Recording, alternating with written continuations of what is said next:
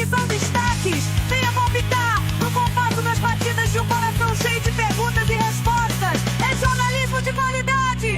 É Palpite com Felipe.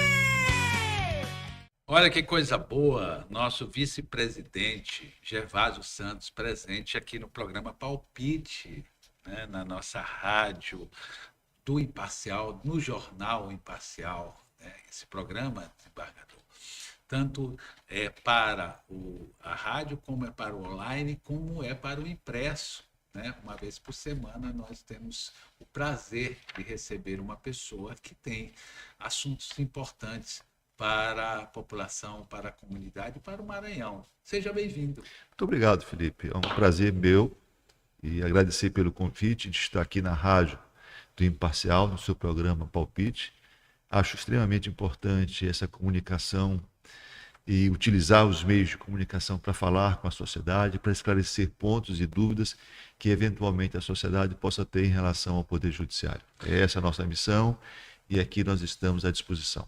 Bom, inicialmente dar os parabéns, né? Nós estivemos lá na coletiva no dia da posse, né? E achamos muito interessante as colocações que foram feitas, porque vocês tinham projetos, e isto é muito importante para que a gente possa entender como que vai ser essa gestão agora no biênio junto com o Ricardo, né, junto com os outros desembargadores que têm realmente trabalhado. Nós observamos que essa gestão, os quatro, não querendo observar o comportamento dos outros desembargadores, mas vocês quatro têm esse detalhe. Os quatro são empenhados na função que ocupam como funcionário público. Qual é a visão de vocês? Eu acho que o Tribunal de Justiça vive um momento ímpar. Ímpar por quê? Primeiro, porque foi eleito presidente o desembargador Ricardo Alipe. Maranhão, São Luís, enfim, a nossa sociedade conhece a história do desembargador Ricardo, homem probo, ético, comprometido com uma prestação jurisdicional efetiva. Elegeu também para as corregedorias o desembargador José Gonçalo Filho e a desembargadora Ângela Salazar, ambos também com uma história no Poder Judiciário de prestação de serviço. E o que nos une, talvez, aos quatro membros da mesa diretora é justamente esta vontade de prestar um serviço de qualidade à sociedade, com transparência, com cooperação, com coesão. Acho que quem tem a ganhar é justamente a sociedade maranhense, quando nós, do Poder Judiciário, nos irmanamos para seguir um caminho único. Qual o caminho? O caminho de melhorar o serviço que nós prestamos. Deixa eu dar um esclarecimento aqui, porque é sempre importante, o desembargador Gervásio é meu amigo de infância, tá? Para que as pessoas saibam que aqui é transparente, desembargador, então assim, não, está ali protegendo, fazendo. Mas eu quero lembrar a todos vocês que o Gervásio é uma pessoa que tem uma tradição, não só dele, mas de familiar também, de luta. Porque ele nasce na nossa geração, que é a geração do golpe. Ele nasce de um avô que era um homem aguerrido, né? Que foi deputado. Nasce de um deputado que nos deixou muito cedo, queridíssimo amigo do meu pai, né? Eu estava ali contando antes, ali, quando eu estava ali mostrando aqui o prédio centenário, né? Os objetos centenários no prédio do Jornal Imparcial, que foi das poucas vezes que eu vi meu pai chorar, né? Então, eu quero dizer às pessoas que o Gervásio é bom de briga, né? Ele já foi presidente nacional da Associação dos Magistrados, só que ele nunca perdeu uma coisa: a elegância e a inteligência no tratar com as pessoas. Esse seu período, essa nossa geração, como é que tu te coloca nesse sentido agora diante de tanta adversidade? Vamos chamar de adversidade? Esse filme nós já assistimos. É verdade. Sim, eu acho que nós somos frutos do nosso meio, né? Naturalmente, eu venho de uma família, meu avô foi deputado estadual durante muitos anos, o meu pai também foi deputado estadual, tinha uma militância política muito forte, muito aguerrida.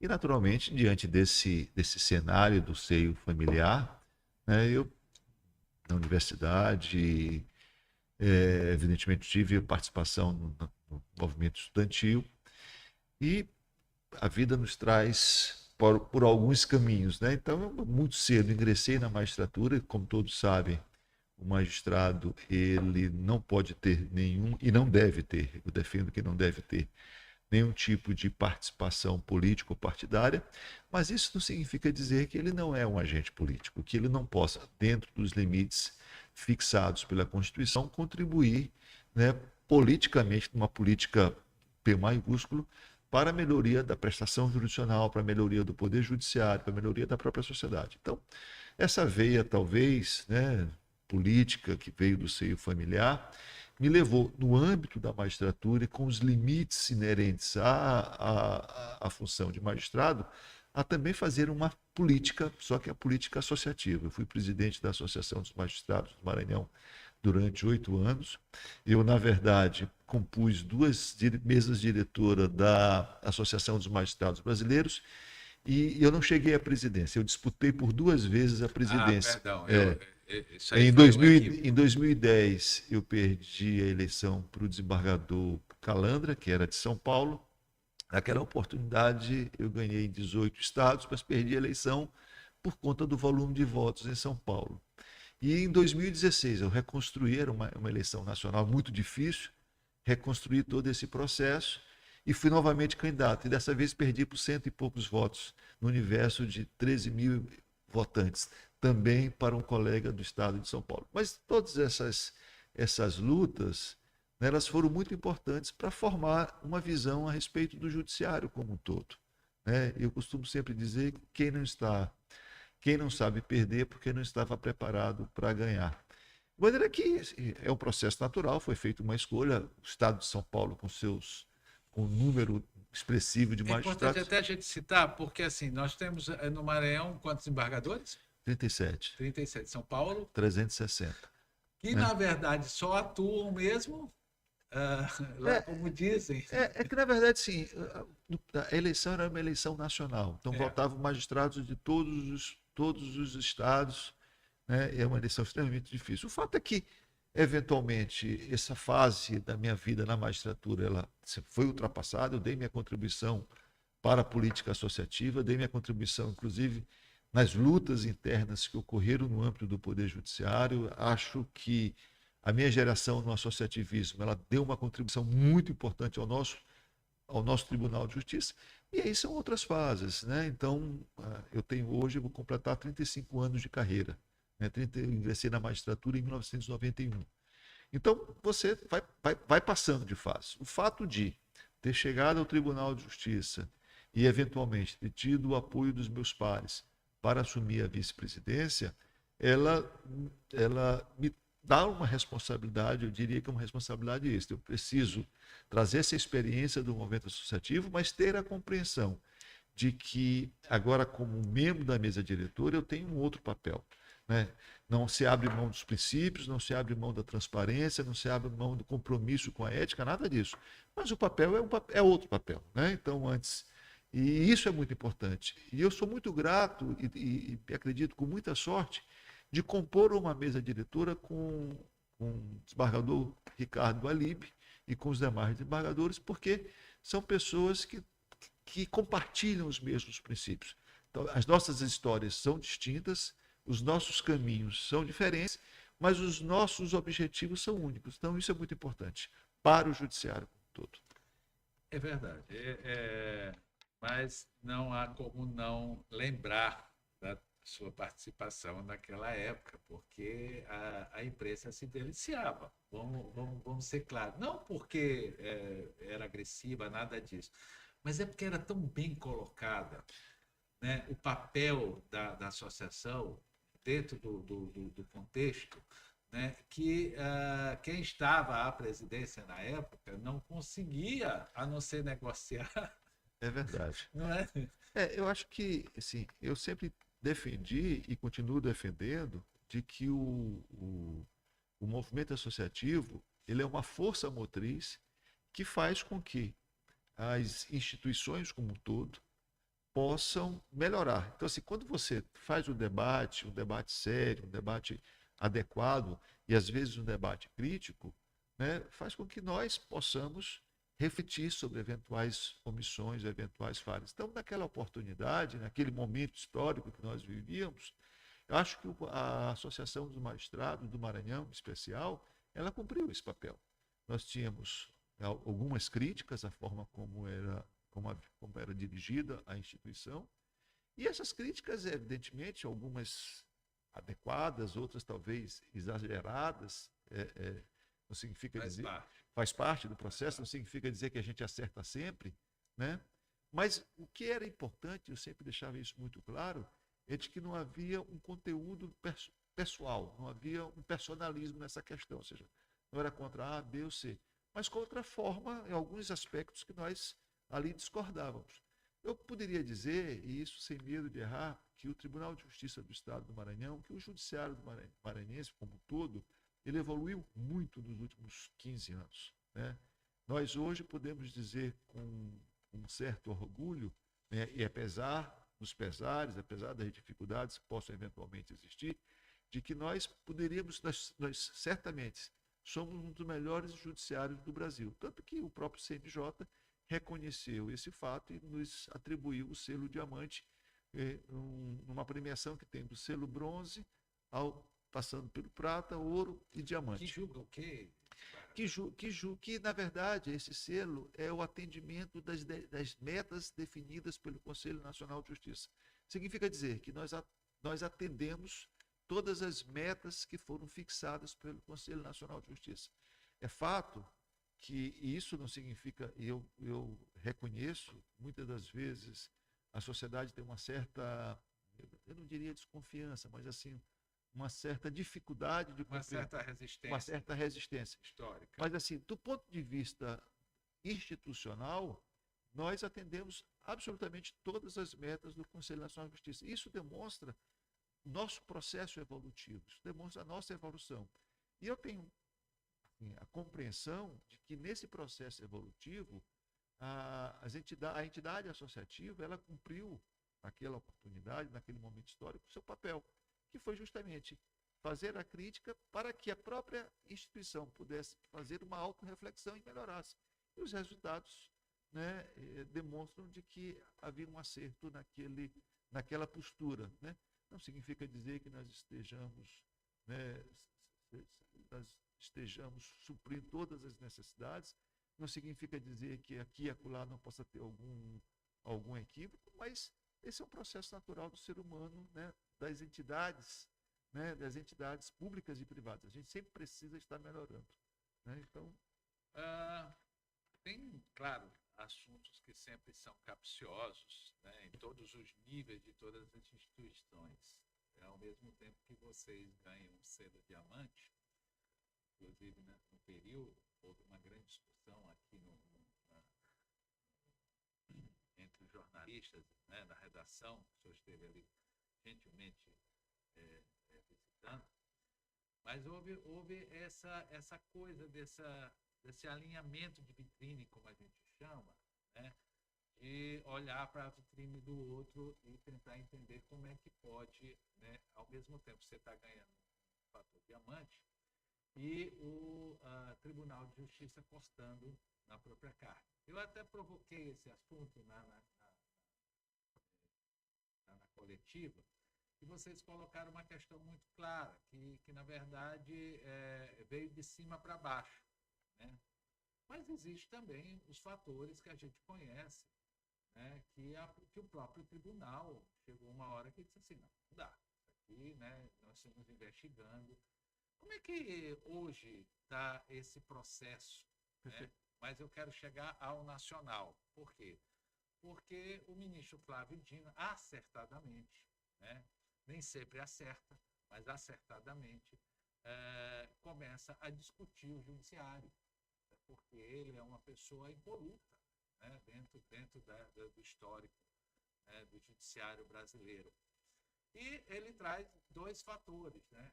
Essa questão de que desembargador, juiz, né, promotor, erra e aposenta, né, e continua recebendo. E a população fica indignada, porque isso cria uma discussão. Você vê uma história com um homem como o senhor, entendeu? E, de repente, bem do lado está o cara que errou, que pecou, né? E sabe que está pecando. Então, quer dizer, há a vitrine. Então, esse é colocado quem é bom e quem é ruim na vitrine, né? Graças a Deus, as pessoas entendem que tem uma rua no meio. Como é que o senhor olha essa questão? Eu vou até adiantar, né, da questão da punição, vamos chamar assim, porque muitos chamam de punição, inclusive o próprio meio, né, e também a questão dos aditivos, vamos chamar assim, financeiros, né, que está na pauta de discussão. Perfeito. Né? É uma ação por causa de todo esse processo de polarização política do Brasil, desembargador? Vamos dividir. Eu fiz 10 perguntas. Na verdade, você fez diversas perguntas no mesmo tempo. Vamos dividir em tópicos, né? Vamos dividir por partes. Né? Eu diria o seguinte: em toda instituição humana, absolutamente toda instituição humana, você tem pessoas boas e pessoas que deixam a desejar. Isso é do ser humano, isso não é específico da magistratura, do Ministério Público, do Parlamento, não. Isso é específico. Então, essa é a primeira percepção que nós precisamos ter. A segunda é de que, e isso eu sempre disse e sempre ressalto, de que a magistratura do Estado do Maranhão, como aliás a magistratura brasileira, ela é composta por homens e mulheres que são comprometidos com a ética, com a decência, com a sua atividade jurisdicional. Naturalmente, nesse universo, pode sim, e não adianta negar esse fato, há pessoas que, infelizmente, fogem a esse roteiro. Não nos cabe, muitas vezes, né, é importante ter essa compreensão, porque muitas vezes pessoas que são alcançadas por essas medidas disciplinares e judiciais, muitas das vezes nós que estamos ao lado não temos essa percepção, porque nós cuidamos dos nossos... Está no gabinete. Exatamente. Nós não temos essa percepção, não sabemos se isso, o que aconteceu, o que estava por trás. Mas eu acho que o dado positivo disso é de que, diferente do que talvez ocorresse em outros tempos, as instituições estão funcionando positivamente na medida em que conseguem detectar o fato. Então, exatamente. E é necessário que, ao comprovar e ao detectar o fato, é necessário garantir a todos aqueles que são imputados às acusações o direito à ampla defesa e o contraditório. Bem, é uma questão. Perfeito. Aí a grande discussão que surge em relação à magistratura é no que diz respeito à punição, à penalidade. Perfeitamente. Você tem um leque de penalidades para aqueles magistrados que eventualmente possam cometer algum ato que desabone a carreira, que desabone a sua conduta. Que vai desde uma advertência, passando aí por advertência, passando por uma censura, passa por disponibilidade, remoção compulsória, até chegar à aposentadoria compulsória. O que precisa ser esclarecido? O que precisa ser esclarecido? Né? Isso é muito importante. Você tem a aposentadoria compulsória, que é a penalidade maior do grau administrativo. O que ela deveria gerar? Aí, talvez, seja uma falha do sistema. Ela deveria gerar para o Ministério Público, ou seja, concluído o processo no âmbito administrativo, e, eventualmente, o magistrado será penado por uma aposentadoria compulsória, o que diz a regra de bolso? De que o Ministério Público, que tem a obrigação de fazer a defesa do Estado Democrático de Direito, está lá no artigo 127, ele deveria propor a ação judicial para a perda do cargo. Qual é a pergunta que se faz? Ele adota esta providência?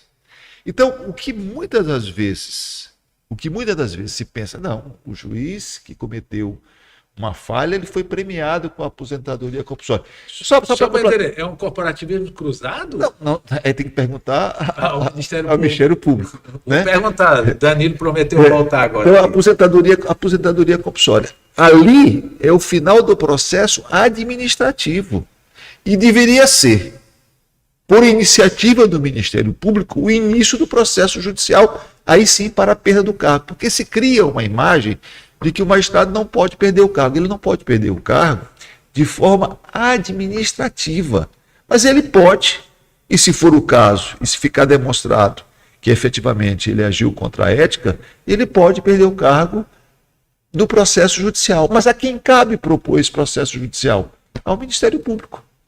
Então a pergunta é, o que está faltando para o Ministério Público, nessas circunstâncias, promover a respectiva ação judicial?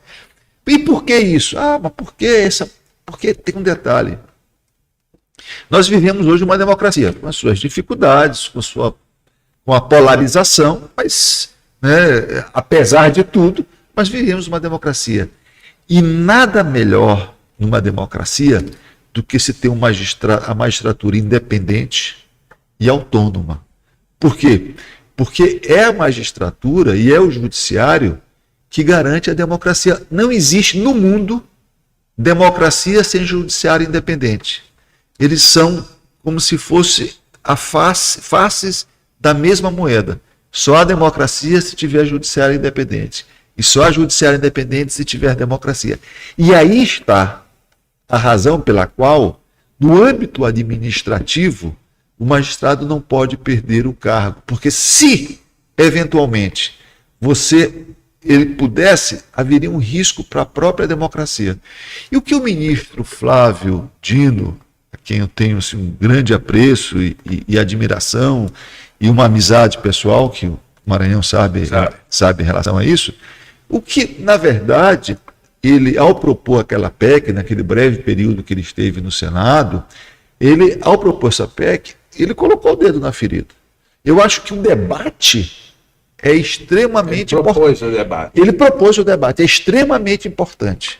Né? Assim, acho que foi importante e oportuno.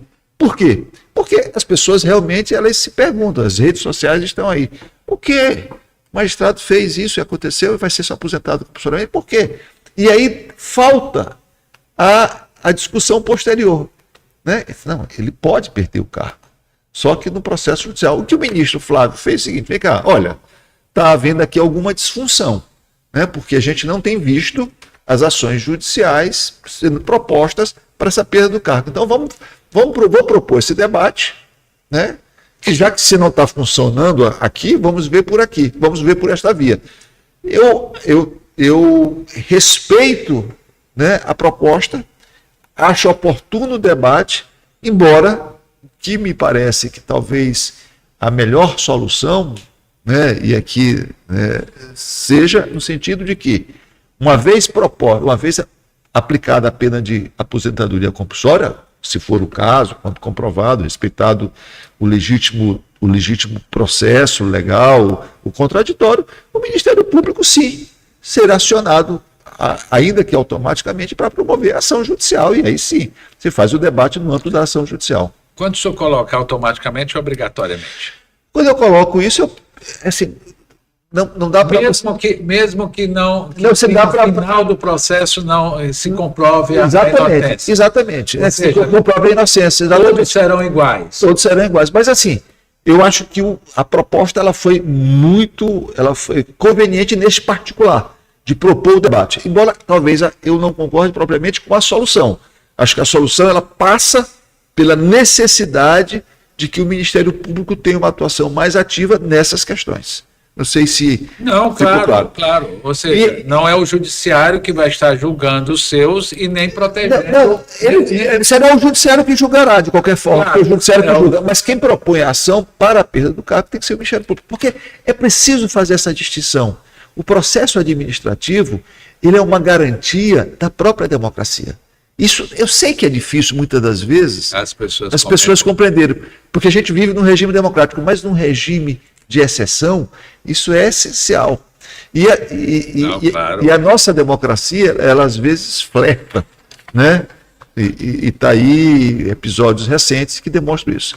Essa é a primeira parte da pergunta. Eu nem sei se me permita, eu nem sei se é a democracia que quer flertar, né? Não é alguns componentes. Me parece que aqueles que não querem democracia querem obrigar o namoro, exatamente, casamento, celibato, infelizmente, qualquer coisa. Episódios recentes. A questão, você utilizou com a sua gentileza, com a sua uma palavra, de certa forma, que a imprensa não vem utilizando, aditivos, né? De uma maneira mais pejorativa, as pessoas fazem referência a penduricalhos. Pois é. Que é uma coisa... que não é o fato. Mas eu vou colocar isso, e foi muito bom fazer a pergunta, né? Porque eu acho que primeiro demonstra de que aqui não há tabu para conversarmos. Qualquer assunto pode ser tratado, e eu acho que isso é um papel do homem público, é tratar qualquer assunto que lhe for trazido. Pois bem, mas o que acontece? A primeira coisa que precisa ser que haver uma distinção. No estado do Maranhão, nós não temos nenhuma excesso nessa área. Posso dizer isso com absoluta certeza. Não estou a dizer que em alguns estados não tenha havido excesso, porque, aliás, isso foi noticiado amplamente pela imprensa. Então não adianta aqui chegar e dizer que não houve. Assim. Em alguns estados, sim. Existem alguns fatores para isso. É preciso rememorar que a partir de janeiro de 2005, por determinação da emenda constitucional 45/2004, a partir de janeiro de 2005, passou a vigorar o regime de subsídio, que é uma parcela única para a remuneração do magistrado. O que acontece? Também a própria Constituição ela estabelecia a necessidade de revisão anual desse subsídio, coisa que de lá para cá não vem sendo obedecido. Houve revisões pontuais. Diante desse fato, né, criou-se primeiro uma defasagem nesse particular. Uma segunda situação que criou e que após a implantação do subsídio também veio à tona é o seguinte aspecto, é que um magistrado com praticamente 2 anos de carreira, ele, se estivesse na mesma entrância de um magistrado com 20 anos de carreira, por exemplo, ganharia exatamente a mesma coisa. Ou seja, isso é um desestímulo, né, em qualquer segmento, tanto público quanto privado. E essa questão, poucas pessoas falam em relação a isso. Se você me permite, eu escrevi por muitas vezes, né, pessoas que não estou dizendo que não eram íntegras, mas tinham esse hábito estranho de ficar 5 anos e se aposentar. Não sei como é que hoje em dia... Isso não existe mais. Se não me engano, vocês cortaram isso. Eu nunca mais recebi material. Isso foi extinto na verdade, isso é fruto isso foi fruto da redação originária da Constituição, mas foi extinto pela emenda 20 de 1998. Deve ser por aí, foi na década de 90. Mas, voltando, então assim, você tem, com a implantação do subsídio, você criou uma situação em que um magistrado de mesma entrância com 2 anos, um outro com 20 anos, ganhava exatamente a mesma coisa. Ou seja, foi desconsiderado aquilo que é algo que... natural. Que é o tempo de serviço. Não, natural. Né? Então, não obstante isso, criou-se, e é verdade, mecanismos para tentar regular essa questão do tempo de serviço, né, de tal sorte que você pudesse se reconhecer.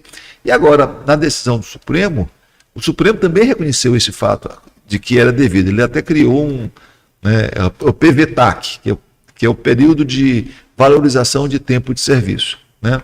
Agora, o debate ele é sempre bem-vindo. E aí eu posso dizer com toda certeza que os objetivos do ministro Flávio Dino, ao propor o debate, e ele sempre com a argúcia que lhe é peculiar e compreendendo a importância de dar transparência a todos os atos da administração pública, ele propôs o debate.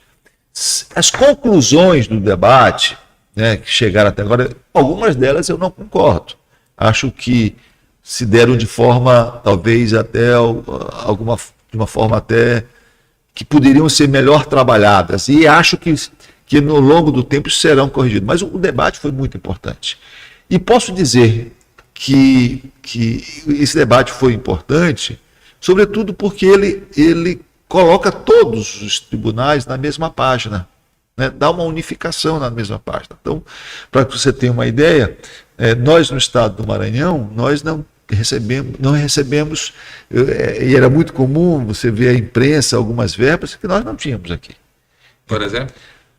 Por exemplo, esses auxílios creche, auxílio, né? Nós nunca tivemos isso. Nós nunca tivemos isso. Paletó também não teve? Nunca teve. Nunca teve. Existiu esse paletó? Que eu tenha conhecimento, nunca vi. Porque né? eu não conheço um Nunca vi. magistrado que tenha me dito na que... verdade, na verdade, o que nós tratamos, a nossa situação, tanto que nós nunca fomos sequer citados de forma expressa nessas matérias, assim, porque realmente não havia um excesso. Pode ser que aqui, acolá, a decisão do Supremo em alguma medida vai nos atingir, porque o debate foi importante, as conclusões até agora alcançadas, eu acredito que isso ainda seja aperfeiçoado, elas, a meu ver, em algum ponto, eu acho que não houve uma reflexão, a reflexão não foi amadurecida, acho que nós vamos chegar num ponto de amadurecimento, mas eu acho que é importante, nós somos servidores públicos. Claro. Tá? Agora, o que se precisa levar em consideração, Felipe, e a sociedade tem que fazer essa análise. Veja, a advocacia é uma atividade, os bons advogados têm uma remuneração muito maior do que qualquer magistrado. Me perdoe, chega a ser ridículo, entendeu? Qualquer magistrado. Aí eu pergunto o seguinte, qual é a escolha que a sociedade quer fazer? Essa aqui é a questão. Qual é a escolha que a sociedade quer fazer? Eu quero ser escolhido, eu quero ser julgado no futuro por alguém preparado, por alguém estudioso, por alguém dedicado, ou quero ser preparado por alguém que, como não teve a opção de ir para outra atividade, só sobrou a magistratura. Porque para que eu possa ser julgado por alguém preparado, por alguém dedicado, por alguém vocacionado, eu preciso de uma coisa. Qual? Remunerar bem. Ou se alguém tem alguma ideia de que para eu contratar um CEO de uma empresa privada, eu vou pagar pouco para ele. Para contratar um bom advogado, eu vou pagar pouco para esse bom advogado. Então, é uma escolha que a sociedade tem que fazer. Os excessos devem ser limitados. Claro. Os exageros devem ser extirpados. Isso, eu estou na mesma página, né? Porém, a gente precisa fazer essa discussão. Tudo é uma discussão. O que nós não podemos é nos furtar a discussão. Isso é que é importante. Porque, ao fim e ao cabo, quem faz a escolha é a sociedade, através do parlamento. Então, que tipo de magistratura eu quero? Eu quero uma magistratura preparada, vocacionada, dedicada. É isso que eu quero? Que julgue bem? É isso que eu quero. Então, o que eu preciso? Eu preciso estimular, sobretudo, os profissionais que saem da faculdade, os bons profissionais, a virem para essa magistratura.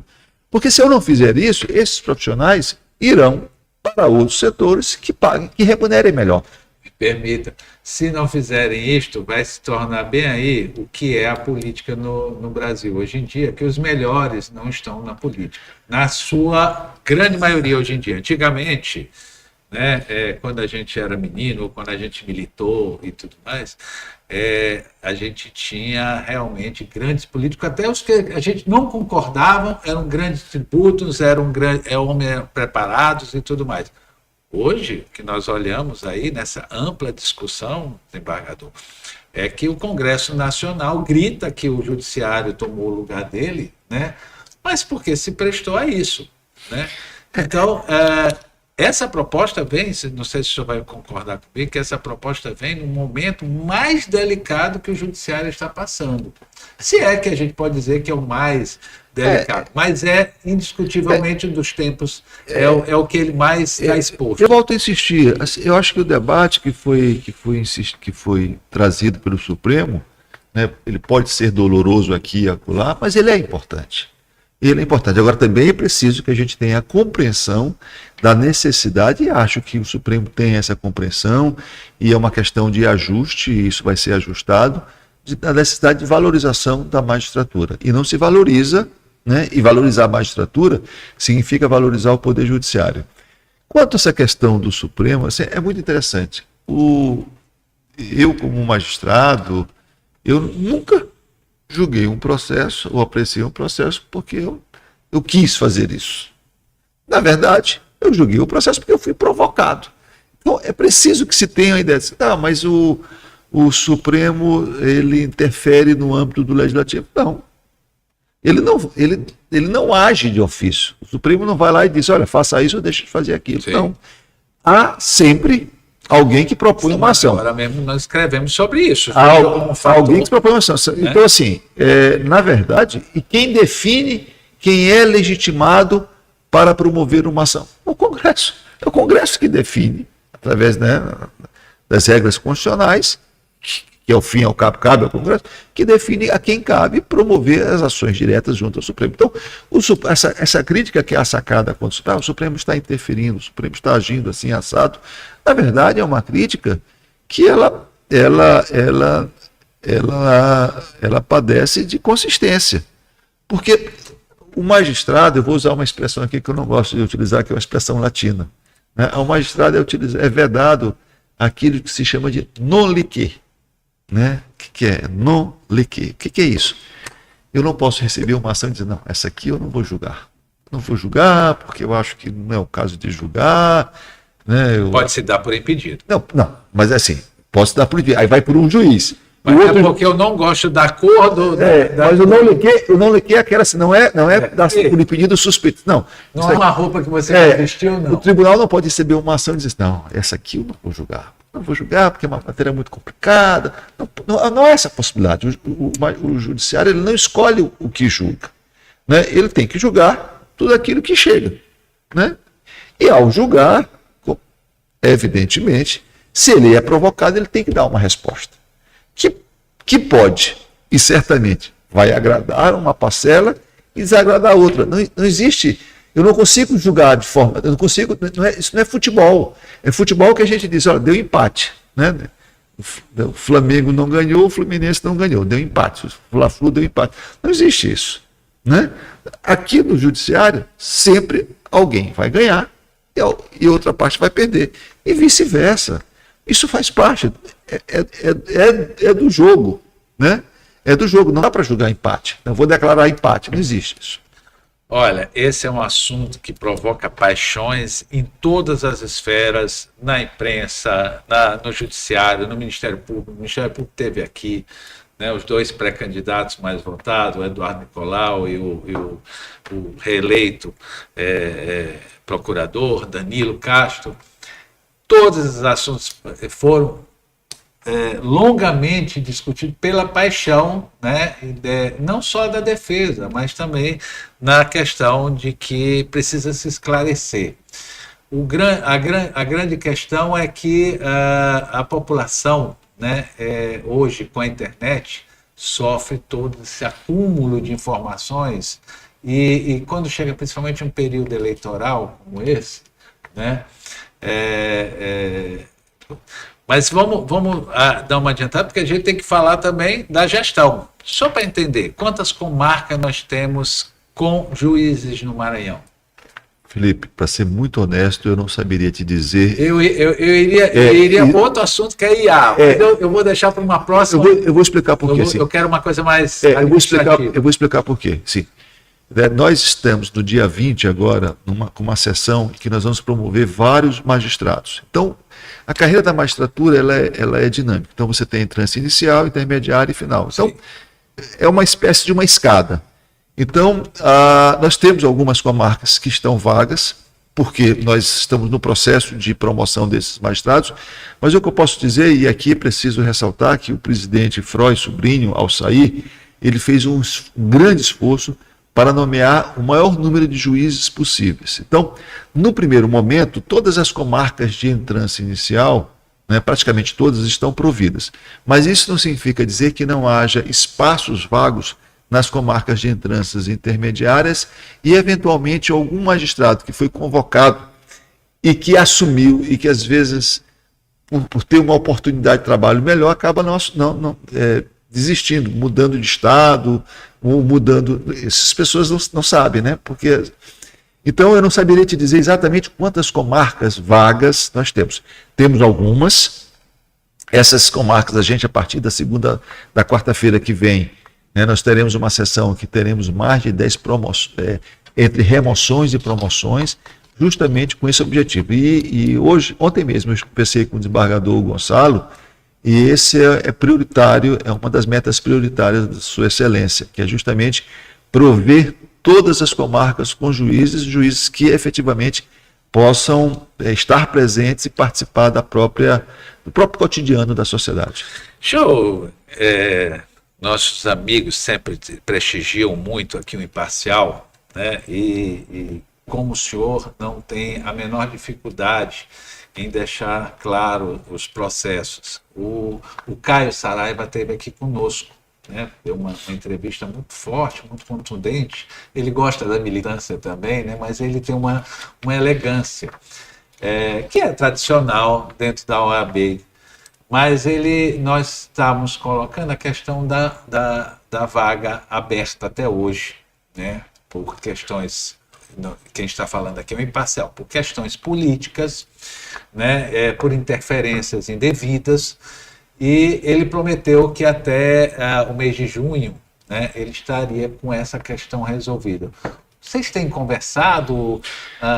Veja, a escolha do desembargador do Quinto, né, acho que para esclarecer, é bom sempre lembrar, 1/5 dos tribunais de justiça e dos tribunais regionais federais é composta por membros oriundos do Ministério Público ou da advocacia. Então, por exemplo, nós temos grandes desembargadores vindos do Quinto. E posso dar um exemplo, o desembargador Ricardo do Alibe. Sim. O desembargador Ricardo do Alibe, que é uma figura que todos conhecem, né? E mais do que competente, é muito querido por todos. Querido, né? Ético, correto, ou seja, uma vida profissional de mais de 40 anos, não se tem uma vírgula. Eu brinco com ele que as pessoas gostam de abraçar ele.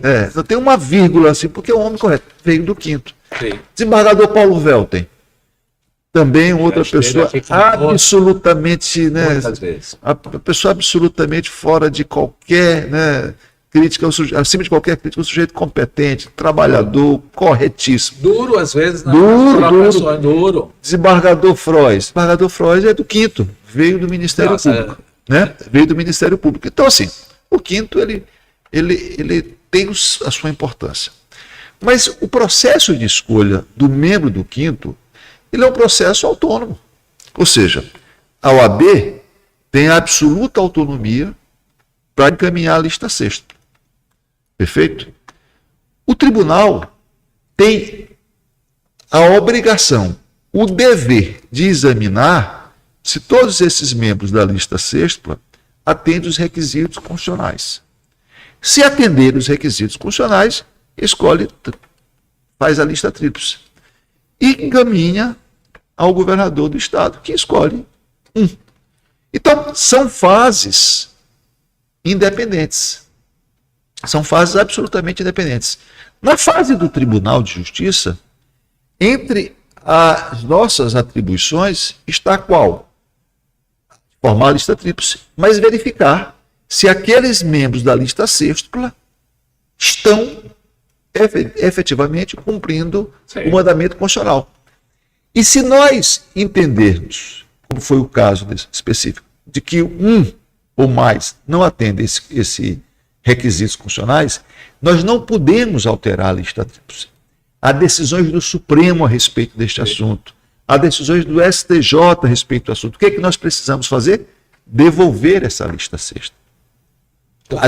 O problema é seu, não é meu, né? Nós já nos manifestamos sobre isso e dissemos, olha, não há essa possibilidade. Nós temos que devolver essa lista sexta. Quem escolhe, né? Quem escolhe o substituto, quem refaz, o que ele deixa de fazer, é a OAB. A OAB vai fazer, ela, dentro da autonomia dela, vai encaminhar. Agora, naturalmente, nós iremos fazer o novo escrutínio. Né? Então, O lamentável é que não existe um prazo para devolver. o lamentável é que nós estamos com essa situação aberta há 4 anos. É um absurdo. 4 anos. Sem dúvida nenhuma.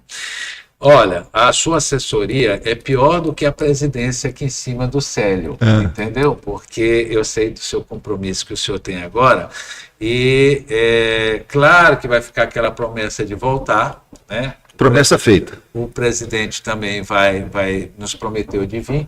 E eu sei que vocês têm muitos projetos que vocês estão absorvendo, não é entendendo, mas vocês estão absorvendo todas as demandas, né? E todas as vontades também de vocês, porque vocês têm os projetos que vocês querem fazer.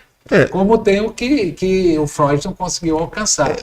Eu posso dizer o seguinte, eu acho que isso eu disse no começo da entrevista, nós estamos muito unidos. Sim. Né? Nós observamos isso. E é muito fácil ficar unido com o desembargador Ricardo Alibe, com o desembargador Gonçalo e com o desembargador Ângelo, porque nós temos os mesmos propósitos. Né? Naturalmente que no âmbito da vice-presidência a gente tem um foco, que é um foco específico da vice-presidência, porque a vice-presidência ela é mais ampla do que o senso comum possa imaginar. Por quê? Porque naturalmente nós temos a atribuição de substituir o presidente na sua ausência. Então, por exemplo, o presidente vai estar ausente do Estado, do país, na próxima semana, eu estarei no exercício da presidência substituindo. Então, essa é a primeira e talvez a mais conhecida função da vice-presidência. Mas a vice-presidência, no âmbito do Tribunal de Justiça do Maranhão, ela tem algumas funções que são funções de natureza executiva. E uma delas está me chamando para atuar agora.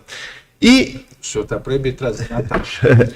Eu quero dizer que o pessoal daqui da outra assessoria é muito bem-vindo para tomar cafezinho, mas para entrevista eu não vou mais deixar entrar. Então, assim, nós temos umas atuações executivas, né? E a primeira delas é naturalmente a substituição do presidente, mas temos algumas atribuições executivas. Então, por exemplo, talvez a mais importante, dentre todas são importantes, mas assim, talvez a que mais tenha repercussão, né?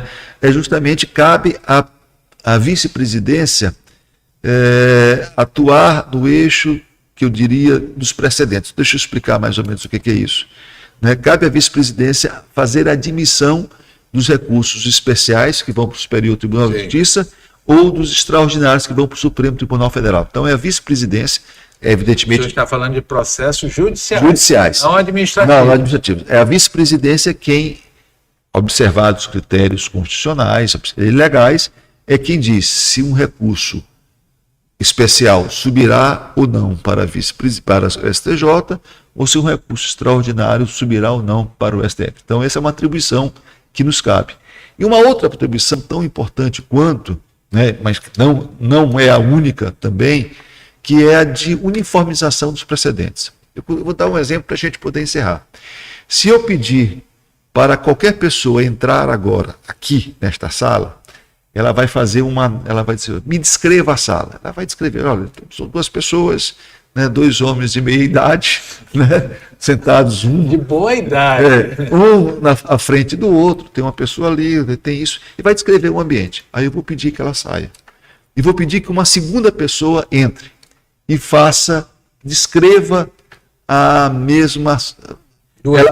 Ela vai descrever e não serão iguais, porque nós não somos iguais. Então, o juiz, muitas das vezes as pessoas, sabe, eu tive um caso assim e o juiz A julgou assim, e tive um caso assado e o juiz B julgou assado, né? Porque há esses viés. Então, a função da vice-presidência é, no interior do Tribunal de Justiça, coordenar os segmentos, que é a Comissão de Precedentes, o Centro de Inteligência, o Centro Integrado e o NUGEP, de tentar unificar as visões, ou seja, tentar unificar os precedentes, definir esses precedentes, né, para que as decisões sejam, na medida do possível, uniformes. Né? Porque eu não sabia dessa função. Realmente, tantos anos que eu cobri o judiciário, eu não sabia. Pois é, então assim, a comissão, então cabe à vice-presidência presidir a comissão de precedentes. E quem define os precedentes? São os tribunais superiores. Né? Então, ou seja, fazer com que aquele precedente fixado pelo Tribunal Superior, ele seja observado por todos os segmentos do judiciário estadual. Isso tem aqui em todos os estados. Isso é uma forma de garantir o quê?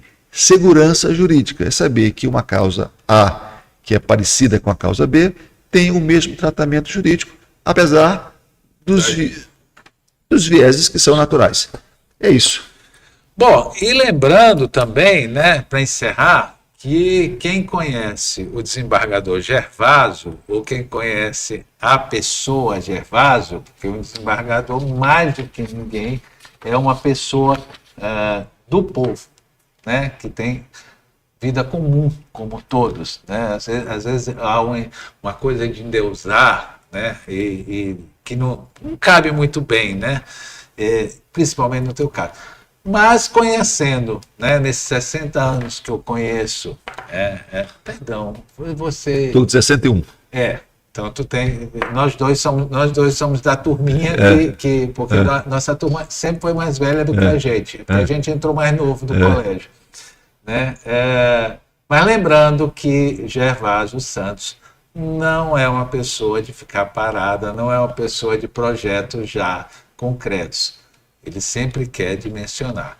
E, por isso, o Jornal Imparcial agradece a sua presença, a rádio, o programa Palpite, as nossas colunas, os nossos jornalistas, mas já convocando, né, para quando tiver estes projetos, né, que vai dar mais modernidade, que vai fazer o diferencial do Tribunal de Justiça, que esteja aqui, né, dando a manchete. Obrigado, Felipe. Foi um prazer conversar com você. Sim. O prazer, ele é um prazer duplo, né? Primeiro pela relação pessoal, assim, nos conhecemos aí, não diria 60 anos, mas pelo menos há uns 55 anos, 54 anos, desde o Marista, né? Então, 1970, nos anos 70, desde os anos 70, né? E o segundo... Isso que nós sabemos, porque diz meu pai que conversava com o teu pai, com eu no colo e contigo no colo. Eu me lembro do teu pai, sim, é verdade. Então, assim, nós nos conhecemos há muitos anos. Então, esse é um primeiro, é sempre um prazer te encontrar e conversar contigo. O segundo é o fato de realmente estar aqui, sobretudo a Rádio do Imparcial, que completou 100 anos agora, então, assim, faz parte da história do Maranhão, faz parte da história do Brasil, faz parte da história da comunicação. E o terceiro, porque eu tenho a compreensão, e muitas das vezes respeito quem pensa diferente, mas de que como poder público, né, também o judiciário não deve falar sobre os processos, e não deve falar sobre assuntos que não lhe dizem respeito. Mas todos os assuntos que dizem respeito ao judiciário, né, eles devem ser esclarecidos, porque quem não se comunica, né? Quem não se faz entender, ele é comunicado por outro. Né? Então, se eu não me comunico, alguém vem e comunica no meu lugar, e essa comunicação que é feita no meu lugar, nem sempre ela é fiel. Então, muito obrigado pelo espaço e um grande abraço a todos. Muito obrigado. João?